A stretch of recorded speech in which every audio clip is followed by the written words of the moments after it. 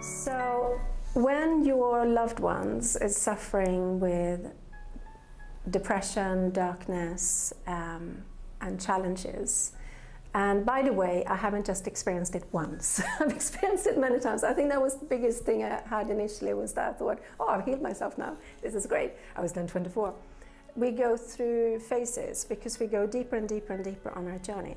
But I think the biggest thing you can do yourself, if you're a loved one and someone that you love very, very deeply is suffering, is to remember the truth about them.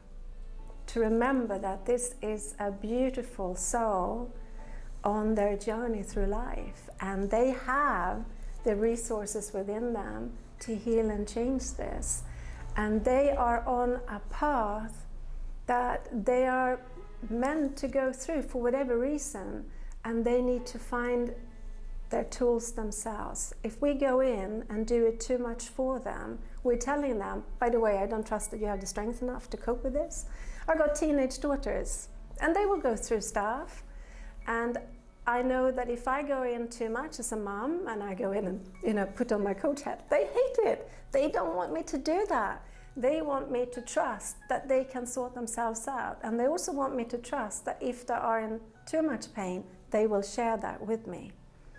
So the more I can hold the truth about them and ignore my mummy brain that will go in and start to panic a little bit, because obviously I'm a mom, I want to go in and help them. But the more I can trust that, no, this is a wise eternal soul, and she's just younger than me at the moment in a physical body, but she's wise. And she will find a way through this, and I can pray for that. So I pray to that rather than pray about the problem. And I think that helps someone to feel that you trust them. I know what it felt like when my mom didn't trust me. She would look at me and she would just see, I'm gonna fail. Fortunately, I was a bit of a rebel, so I would then rebel and I would go and prove that I could do it anyway. But it doesn't feel good when someone holds you in that fearful state. And then if they come to you for help, that's when you go all in.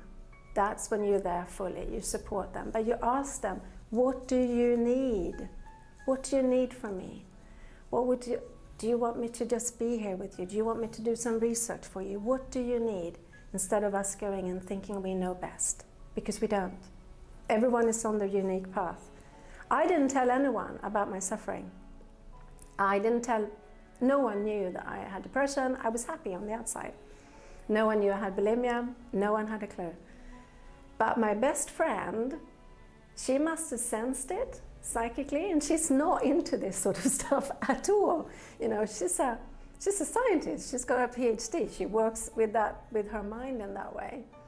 But she sensed it, and she came and stayed with me in London. I remember we had to share the same bed because I only had a single room. And just having a human companion there helped me, because I could feel somewhere that she cared for me, she loved me. And that was actually so beneficial for me, just know that. She didn't have to say anything, she didn't have to do anything, she just had to be there.